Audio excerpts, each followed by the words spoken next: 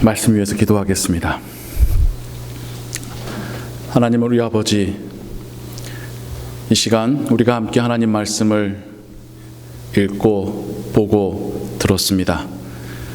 계속해서 이 말씀 묵상할 때에 우리 안에 살아계신 성령 하나님께서 우리로 이 말씀을 깨닫게 하시고, 그리고 우리 삶 속에서 이 말씀이 생명력 있게 우리를 인도해 가시기를 원합니다. 예수 그리스도의 이름으로 기도하옵나이다. 아멘. 5월은 가정의 달이죠. 교회에서나 세상에서나 가정의 의미를 되새겨보고 감사해하고, 또 가정의 회복을 더 많이 바라는 때가 5월입니다.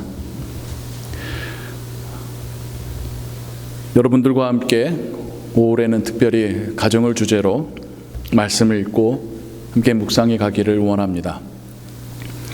오늘 우리가 읽은 그리고 보고 들은 하나님 말씀은 예수님과 어린 아이들에 대한 이야기를 담고 있습니다. 너무나도 유명한 본문이니까 여러분 잘 아시죠? 예수님께 찾아오는, 다가오려고 하는 아이들을 제자들이 막았지만 예수님께서는 더 환영해 주시고 그 아이들을 축복해 주신 그 이야기입니다. 근데 그 배경을 조금 더 알아야 될 필요가 있는 것이, 아이들이 왜 예수님께 이렇게 찾아왔었을까? 마치 우리에게 상상되는 그림은, 미국에도 아이스크림 트럭이 있잖아요. 혹은 이런 과자든 아이스크림 트럭이 왔을 때에 아이들이 우르르 몰려가는 그런 이미지가 상상이 되곤 합니다. 그런데 그 당시의 상황을 연구한 학자들은 하나같이 하는 말이, 그 당시에 영아 사망률이 매우 높았답니다. 부모님들이 아이들을 낳아도 그 아이들이 건강하게 자라서 성인이 될 때까지 살아남을 수 있는 그 퍼센티지가 매우 낮았다고 합니다. 오늘 우리가 읽은 본문에서도 시작을 어떻게 하냐면, 아이들이 예수님께 몰려왔다라는 표현이 아닙니다.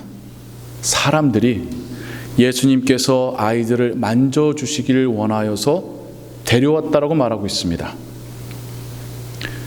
예수님이 왜 만져주기를 원하셨겠어요? 예수님의 사역 가운데 예수님이 만져주시고 기도해 주시면 병자가 나았기 때문입니다. 그 당시에 아픈 아이를 둔 부모들이 예수님께서 그 아이 치유해 주셨으면 하는 마음에서 아이를 데리고 예수님께로 왔던 겁니다. 근데 제자들이 애들은 가라 하고 있는 거죠. 예수님께서 성인들에게 말씀 전하시고 그들을 제자 삼으시고 그들을 동역자 삼으시는 그것은 의미 있고 가치 있지만, 예수님의 그 한정된 시간에 아이들까지 봐줄 수는 없지 않느냐라는 게 제자들의 생각이었던 것 같습니다. 근데 그게 단지 제자들만의 생각이 아니라 그 당시의 사람들의 생각이었습니다. 한국도 그랬었잖아요. 어린이날 만들어진 게 오랜 역사가 있는 건 아니지 않습니까? 한국도 예전에는 유대인들처럼 아이들은 한 사람의 가치로 보진 않았었습니다. 참 신기하죠. 본인들이 낳은 귀한 자식들인데 왜 아이들을 한 사람의 가치로 보지 않았을 것인가? 너무나도 단순한 논리입니다. 한 사람 목에 일을 해낼 수 없기 때문입니다. 한 사람으로서, 한 성인으로서 일해서 돈을 벌어올 수 없으니까 아이들의 가치를 아직은 일할 수 없는, 돈을 벌어올 수 없는 그런 존재로 여겼던 거죠.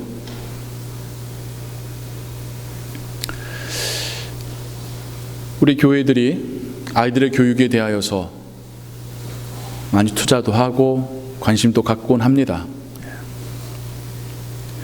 팬데믹 상황 속에서 주일날마다 참 제가 미스하는 거, 여러분도 마찬가지일 거예요. 아쉬운 것 중에 하나가 이 예배 초소에서 아이들의 웃음소리가 들리지 않는다라는 겁니다. 저는 솔직히 너무 미스해요. 그리워요. 아이들이 깔깔깔 웃고 막 뛰어다니고 아이들의 목소리 하나님 찬양하고 하나님 말씀 배우고 그렇게 부모님과 함께 와서 함께 예배의 시간을 즐기고 그렇게 부모님과 함께 돌아가는 그 모습 보지 못하는 게 솔직히 너무 아쉽습니다. 안전을 위해서 피치 못하게 가정에서 예배 드리는 우리 아이들 생각하면 참 안타까워요. 아이들은 얼마나 나오고 싶을까. 아이들에 대하여서 조금 더 여러분들과 생각해 보길 원합니다. 우리 교회들이 아이들의 교육에 대하여 관심을 갖는데 많은 경우가 그렇다는 건 아닙니다만은 간혹 제 눈에 불편한 게 있어요. 뭐냐면 아이들은 너희들 방으로 가라. 물론 이해 못할 바는 아닙니다. 충분히 이해되죠.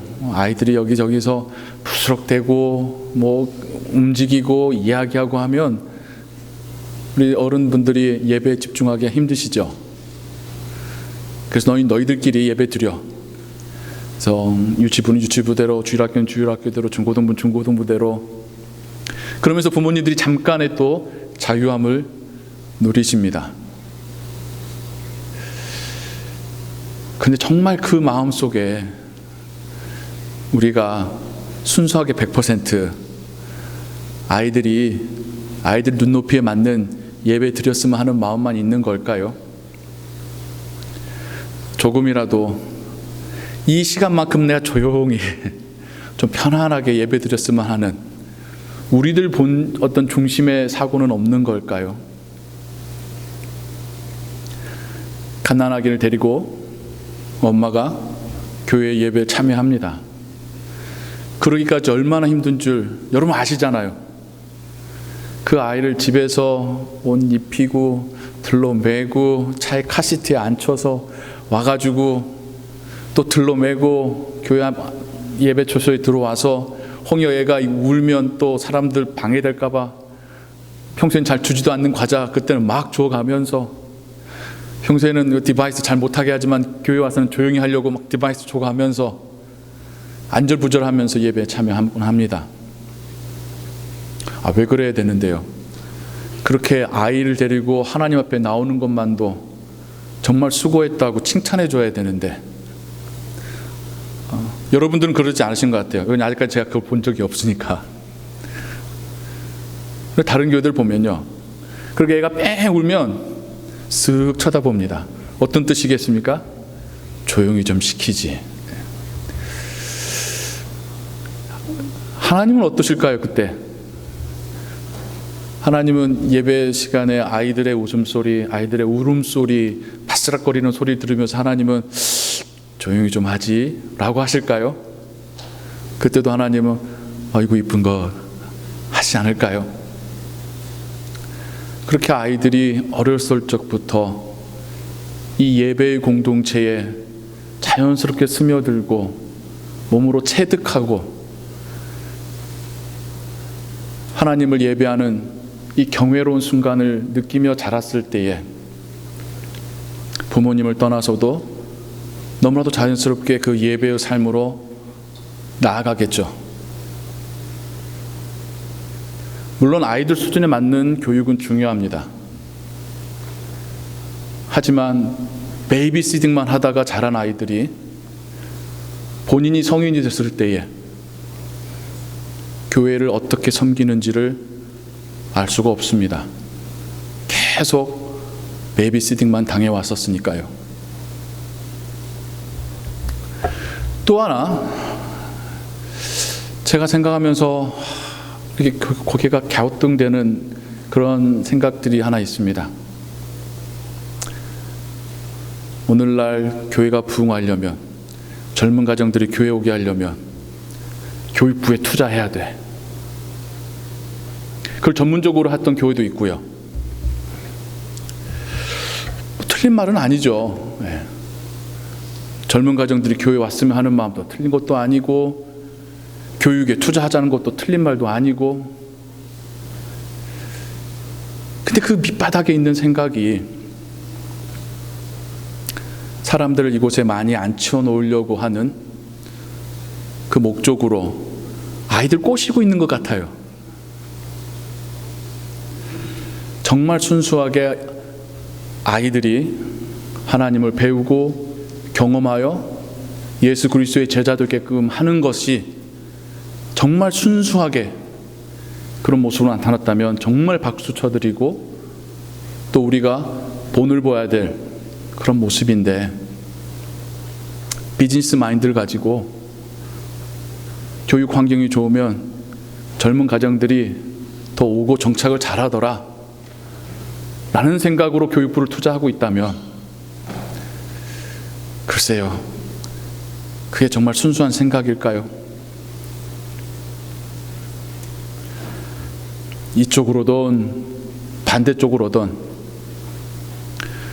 우리가 우리의 어린 아이들을 바라보는 시각에 있어서 다시 한번 하나님께 묻고, 하나님께서 우리에게 원하시는 것은 무엇인가를 알기를 원합니다. 예년 같았으면 어린이 주일에 아이들을 정말 하나님 앞에 올려드리며 축복하고 여러분들의 따뜻한 격려와 박수와 사랑을 아이들에게 보내주고 싶은데, 올해는 그렇진 못하는데요. 그렇다고 하면 우리끼리라도 우리는 앞으로 자녀들을, 어린 아이들을 어떻게 대해야 될 것인가, 우리 그런 생각이라도 좀 했으면 하는 마음에서 오늘의 본문을 여러분들과 함께 읽었습니다. 예수님이 어떻게 하셨습니까? 예수님이요, 너무나도 치우치게 한쪽 편을 들어주신 적이 별로 없어요. 성경을 보시면 항상 중립을 지키시려고 노력하시고 격려하시고 사랑으로 보듬어 주시지만 막 이렇게 띄워주시지는 않습니다. 잘, 극히 드물어요. 근데 지금 예수님이 어떻게 하십니까? 아이들이 오는 걸, 혹은 그 병들어 축 처진 아이들을 안고 오는 부모님들을 저지하는 제자들을 향하여서 분노하시며, 아이들이 나에게 오는 것을 막지 말라. 천국은 이런 자의 것이니라. 이런 어린아이들처럼 하나님의 나라를 받아들이지 않는다면 하나님의 나라에 들어갈 수 없다. 단호하게 말씀하시고 그 아이들을 품에 안으시고 안수하여 기도해 주셨다라고 성경에 기록되어 있습니다. 아이들을 향한 예수님의 분명한 사랑을 성경 우리에게 말해주고 있습니다. 예수님은 어린아이들을 사랑하셨습니다. 그 예수님처럼 어린아이들을 사랑하고 귀하게 여기는 것, 그게 그리스도인의 올바른 마음 자세입니다. 예수님은 한 아이도, 갓난 아이도, 아직 제목의 일을 해내지 못하는 아이도 한 영혼의 가치로 바라보셨고 사랑해 주셨습니다. 우리가 선교를 한다고 많이 힘쓰고 애쓰고 하지요. 선교의 핵심은 무엇입니까? 나의 세계에서 하나님을 알고 예배하고 하나님으로 구원받은, 하나님이 주인 되시는 나의 세계 속에서 하나님이 없는 세계를 향하여 찾아가는 겁니다. 피부색이 다르고 언어가 다른 사람들을 찾아가서 복음 전하는 것만이 아니라, 선교의 핵심은 하나님을 알고 있는 세상 속에서 하나님을 모르고 부인하는 세상 속으로 찾아 들어가서 그들도 하나님을 인지하고 믿고 고백하는 그 삶을 살게끔 해주는 것이 선교입니다. 그렇기 때문에 우리가 예수님을 알지 못하고 들어보지 못한 오지에 있는 사람들에게 찾아가는 것이죠. 그게 선교죠. 근데 그렇게 본다면 아이들도 하나의 세계 속을 살아가고 있습니다. 그 아이들의 눈높이에 맞춰서 그 세계로 들어가서 하나님을 알려주는 것, 그 아이들이 자신의 세상 속에서 하나님을 인지하고 믿고 고백하며 살아가게끔 해주는 것, 그게 선교 아니겠습니까? 이런 선교에 대해서 간혹 다음 세대를 위한 선교라고 표현을 하지요. 다음이란 표현도 우리 쓰지 말자고요. 다음이라고 표현을 쓰면 우리 뉘앙스상 꼭 나중에란 뜻으로 의미로 받아들여지니까요. 우리 아이들도 현재를 살아가고 있습니다. 우리 아이들도 지금 하나님을 믿어야 되고 지금 하나님을 찬양할 수도 있습니다. 왜 꼭 다음으로 미룹니까? 그 사고 자체가 애들이 다 커서 한 사람의 몫을 할 수 있을 때, 그때가 네 세상이고 지금은 너는 아직은 아니야라는 그런 뉘앙스 아닙니까?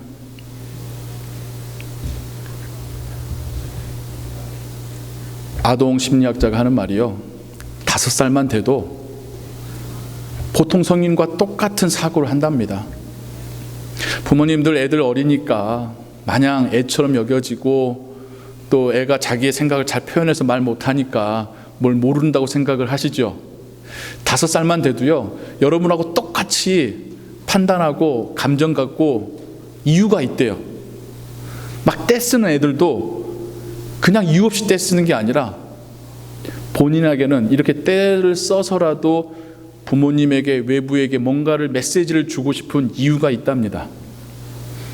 근데 우리는 그 소리가 듣기 싫어서 무조건 잠잠하게 만들었던 거죠. 그러니 애들이 얼마나 억울하겠습니까? 나는 뭔가 이유가 있고 이것을 어필하고 있는데 그걸 들어주진 않은 채 조용해, 뚝 윽박 지르고 있으면 아이들 입장에서는 얼마나 억울하겠습니까? 그 억울한 게 쌓이니까 나중에 부모님한테도 툭툭 대는 거 아닙니까? 저라고 잘하는 건 아닙니다. 저도 말씀 묵상하면서 많이 반성했습니다. 하나님은 한 영혼을 천하같이 귀하게 여기신다고 말씀하시지요. 동일하게 하나님은 어린 아이들도 천하와 같이, 그 가치만큼 귀하게 여기십니다. 우리가 막 대하거나 아니면 그냥 교회 데려놓으면 알아서 예수님 믿겠지 라고 그냥 어슈할 수 있는 존재가 아닙니다. 우리의 선교의 대상입니다. 힘써 그리스도를 보여주고 말해주고 그 아이가 하나님을 경험할 수 있도록 기회를 제공하고 하나님에 대해서 궁금한 것에 대하여서 설명해주고 그 아이 입술로 하나님을 찬양하고 그 아이의 귀로 하나님 말씀을 들을 수 있게끔 해줘야 하는 우리의 선교의 대상입니다. 아이들이 자연스럽게 썬데이마다 교회로 데려오면 그리스도인이 될 거라고 생각해서는 안 됩니다.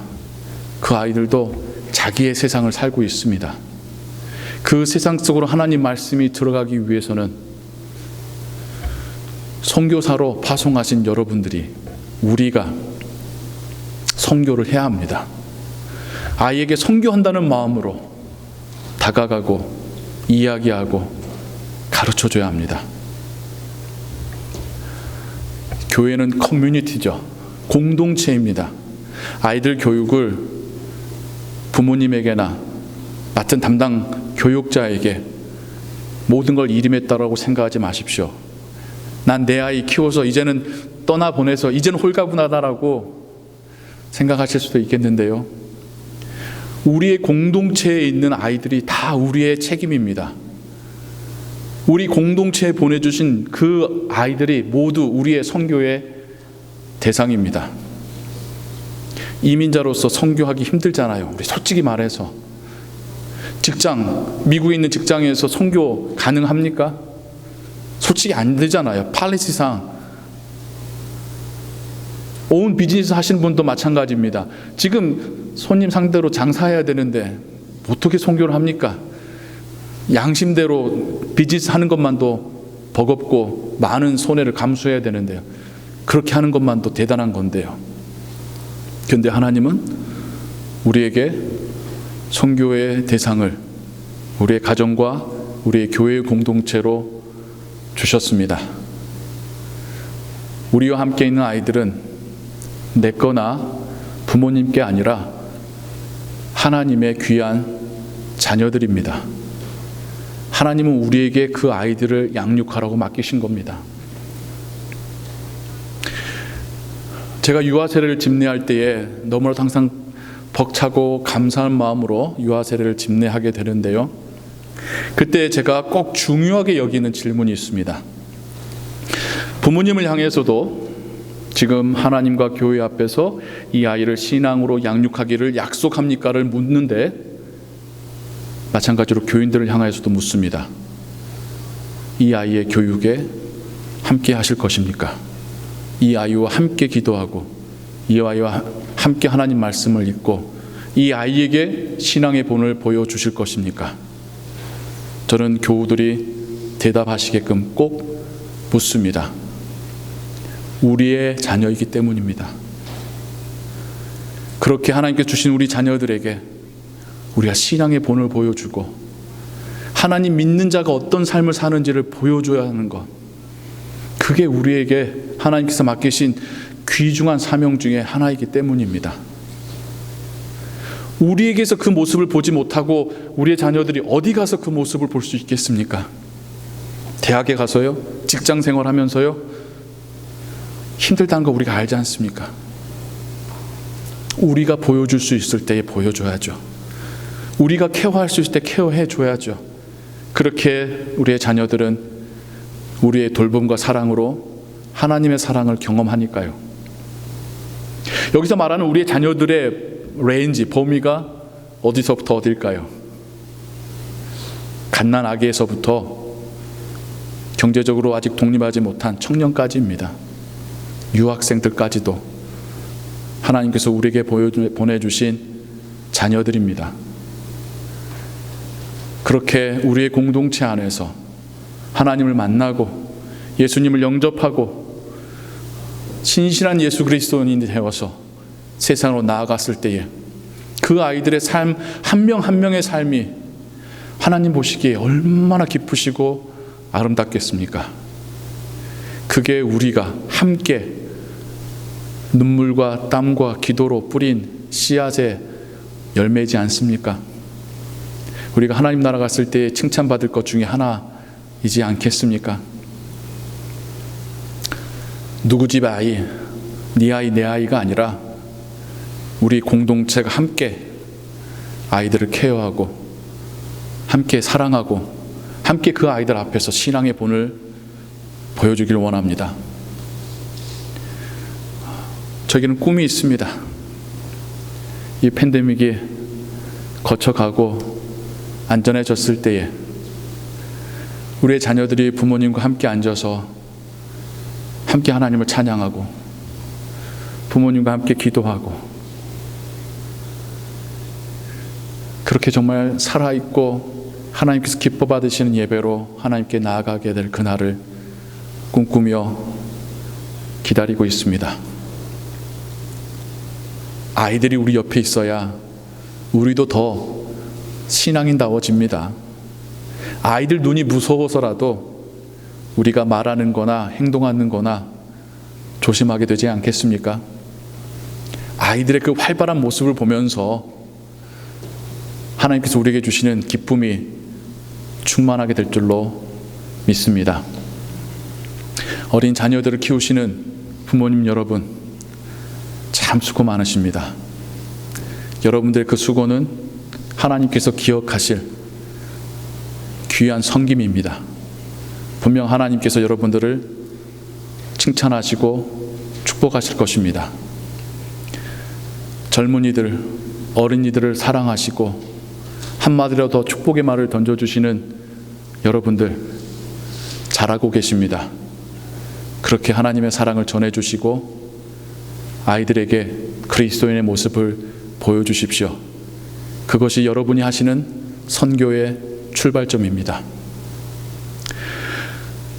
어린아이를 사랑하시는 주님이 어린아이와 같이 순수한 마음으로 신앙생활하는 우리도 전 사랑하시고 축복하실 줄을 믿습니다. 기도하겠습니다.